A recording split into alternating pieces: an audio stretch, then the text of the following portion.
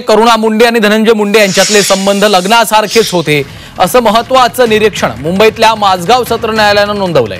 दोघांनी 2 मुलांना जन्म दिलाय, ते एकाच घरात राहिल्याशिवाय शक्य नाही असं निरीक्षण देखील माझगाव सत्र न्यायालयानं नोंदवलेलं आहे। धनंजय मुंडे यांची याचिका फेटाळून लावताना कोर्टानं ही भूमिका मांडली आहे। करुणा मुंडेंना 2 लाखांची पोटगी देण्याच्या वांद्रे कोर्टाच्या निर्णयाला धनंजय मुंडे यांनी आव्हान दिलं होतं। त्यावर निकाल देताना करुणा मुंडे आणि धनंजय मुंडे यांच्या प्रकरणामध्ये न्यायालयानं विस्तृत ऑर्डर देखील दिलेली आहे। माझगाव कोर्टानं आपल्या आदेशामध्ये याचा सविस्तर उल्लेख केलेला आहे।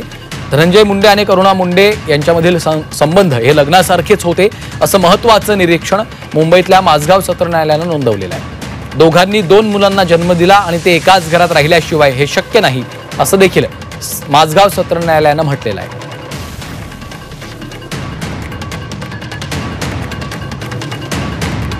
करुणा मुंडे आणि धनंजय मुंडे यांचे संबंध हे लग्नासारखेच होते असं महत्त्वाचं निरीक्षण मुंबईतल्या माझगाव सेशन कोर्टानं नोंदवलेलं आहे।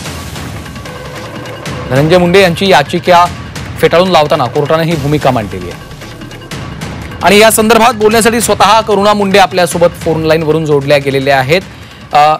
करुणाजी, एक महत्त्वाचं निरीक्षण या संपूर्ण केसमध्ये आता पुढे आलेलं आहे। करुणा मुंडे आणि तुमच्यामध्ये आणि धनंजय मुंडे यांच्यामधले संबंध हे लग्नासारखेच होते असं महत्त्वाचं निरीक्षण कोर्टानं नोंदवलंय। तुम्ही याकडे कसं पाहताय?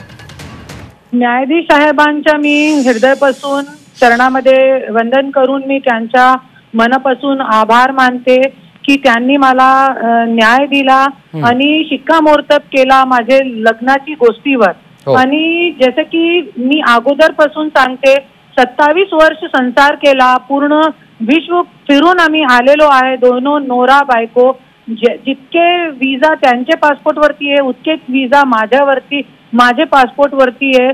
जे दुसरी बायको आहे तिला कुठेही घेऊन गेले नाही, फक्त माझ्यासोबत पूर्ण 27 वर्ष फिरलेले आहे। तरी पण आज 2 मुलाबाळा आहे, तरी पण हे व्यक्ती असं कसं सांगू शकता की बायको माझी नाहीये पण मुलाबाळा माझे आहे। पण आज मला खूप असं चांगला वाटला, खूप मोठा दिलासा मिळाला आणि आज ही पूर्ण भारताची महिलांच्यासाठी खूप एक गर्वची गोष्ट आहे की आज आपली जे न्याय व्यवस्था आहे आता पण जागरूक आहे, आपल्याला न्याय भेटते याच्यामध्ये। निश्चितच करुणाजी, धन्यवाद, तुम्ही झी 24 तासची बातचीत केली त्यासाठी।